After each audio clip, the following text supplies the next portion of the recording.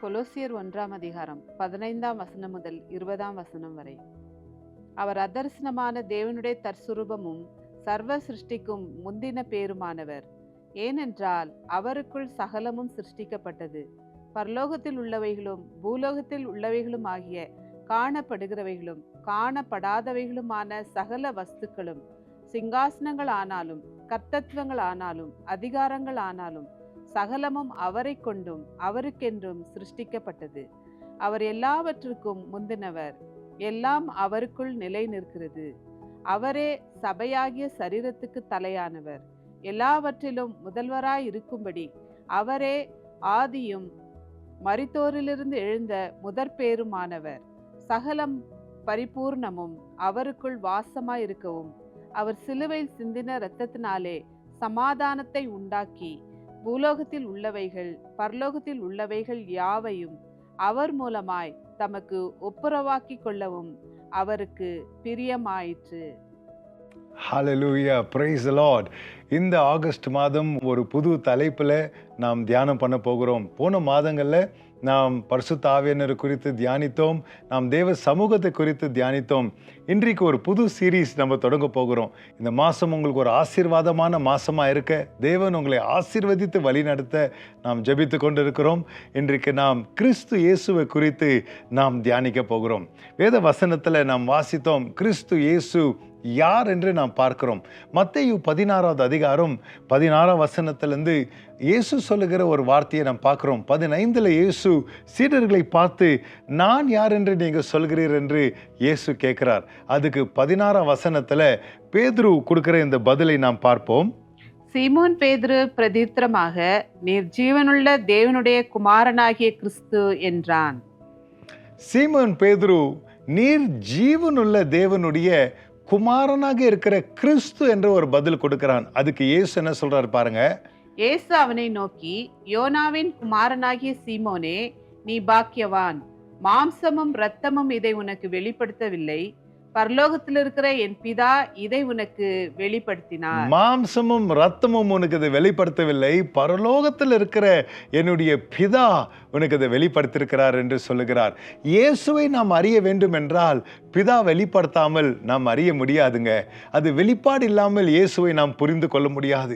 அதுக்காக தான் இன்னைக்கு அநேக பேர் இயேசு யார் என்று கேட்டால், அவர் சுகமளிக்கிறவர், அவர் ஒரு தீர்க்கதரிசி, அவர் ஒரு நல்ல நபராக இருந்தார், அவர் ஒரு நல்ல போதகராக இருந்தார், எல்லாரும் போல ஒரு நல்ல குருவா இருந்தார் என்று மனுஷர் இன்னைக்கு தவறா புரிந்து கொண்டிருக்கிறாங்க. ஆனா பிதா இயேசு யார் என்று அவர் நம்மளுக்கு வெளிப்படுத்தியிருக்கிறார். பரிசுத்த ஆவியானவரை நம்மளுக்கு அனுப்பி அவர் நம்மளோடு இருந்து கிறிஸ்து இயேசுவுக்கு சாட்சி கொடுக்கிறவராக அவர் இருக்கிறார். அது மாத்திரமில்லை, நம்ம கரத்தில் ஒரு வேத புத்தகத்தை கொடுத்து தேவனுடைய மூச்சு தேவனுடைய வார்த்தைகளை நம்ம கரத்தில் கொடுத்து அந்த வார்த்தைகளை இயேசு யார் என்று பிதா நம்மளுக்கு வெளிப்படுத்தியிருக்கிறார். இன்றைக்கு இயேசு நம்மளை பார்த்து கேட்டுக்கொண்டிருக்கிறாருங்க. சபையை பார்த்து ஆண்டவர் கேட்டுக்கொண்டிருக்கிறார். அவர் யார் என்று நாம் அறிந்திருக்கிறோமா? இயேசு யார் என்று நம்மளுக்கு தெரியுமா? இந்த மாதம் இதுதான் நம்ம தியானிக்க போகிறோம். நம்ம இயேசு ராஜா யார் என்று நாம் அறிந்து கொள்ள இந்த வருஷத்தின் ஆரம்பத்தில் ஆண்டவர் நம்மளுக்கு வாக்குத்தத்தத்தை கொடுத்திருக்கிறார். அவர் யார் என்று நாம் அறியும் போது நாம் பெரிய காரியங்களை, அவருடைய மக்களா இருக்கிற, அவருடைய ஜனமா இருக்கிற நாம் நம்ம தேவனை அறிகின்ற அறிவில் வளரும் போது தேவனுக்காக மகத்துவமான காரியங்களை நாம் செய்வோம் என்று ஆண்டவர் நம்மளுக்கு தானியேல் 11:32 வாக்குத்தத்தத்தை கொடுத்திருக்கிறார். இன்றைக்கு நாம் இயேசு கிறிஸ்துவை குறித்து அறிவில் நாம் வளருவோங்க. மத்தேயு 3:17 நாம் இப்படி வாசிக்கிறோம்.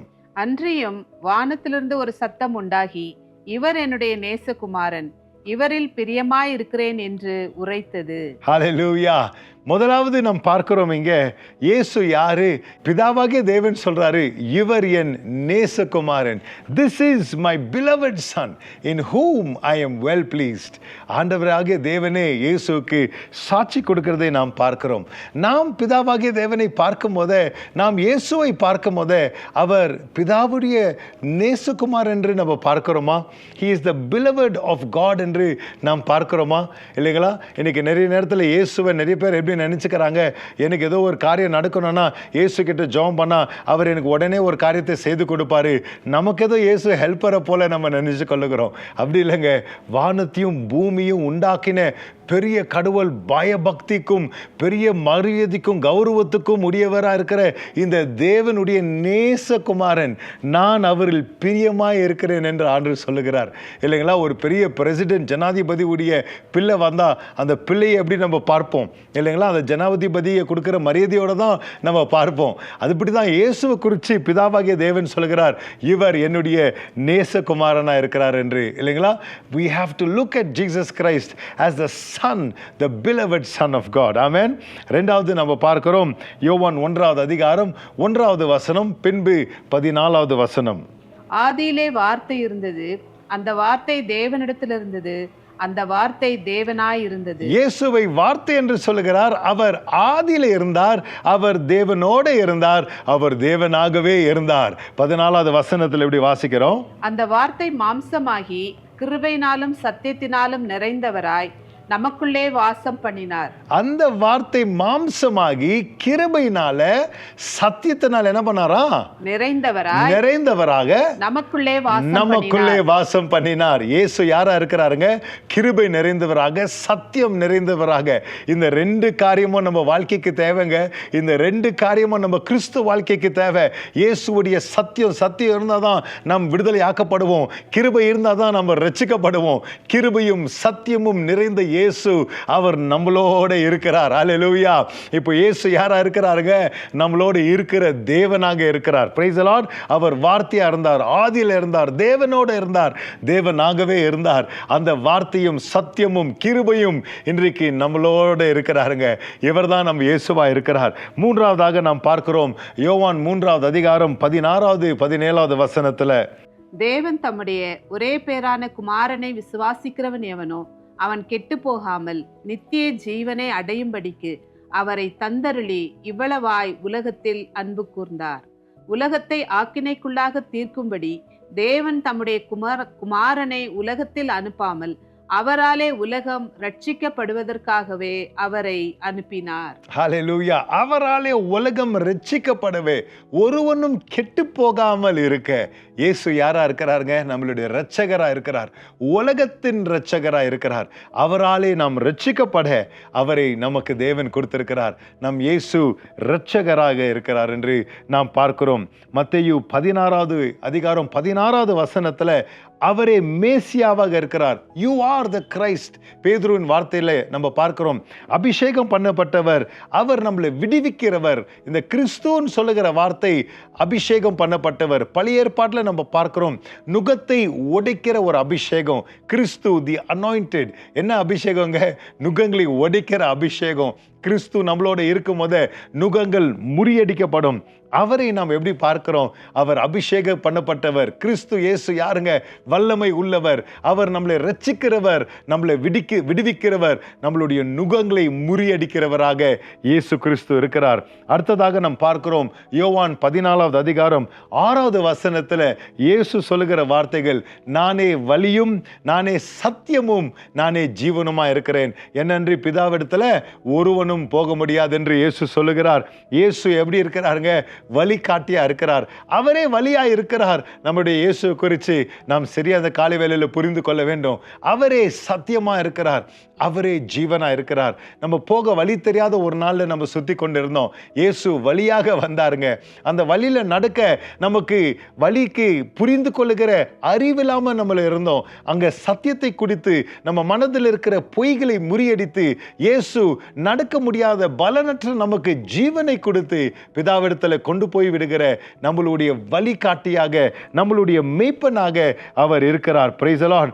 அவரை குறித்து நாம் பார்க்கும்போது யோவான் 10:11 அவர் சொல்லுகிறார், he is the good shepherd. நல்ல மேய்ப்பனா இருக்கிறார். தன் ஆடுகளுக்காக தன் வாழ்க்கையை, தன் ஜீவனை பணிய வைத்தவர் நம் ஆண்டவராக இருக்கிறாருங்க. நம்மளை வழி நடத்துகிற நம்ம நல்ல தேவன். அவருடைய சத்தத்தை நம்ம தினந்தோறும் கேட்டுக்கொண்டிருக்கிறோமா?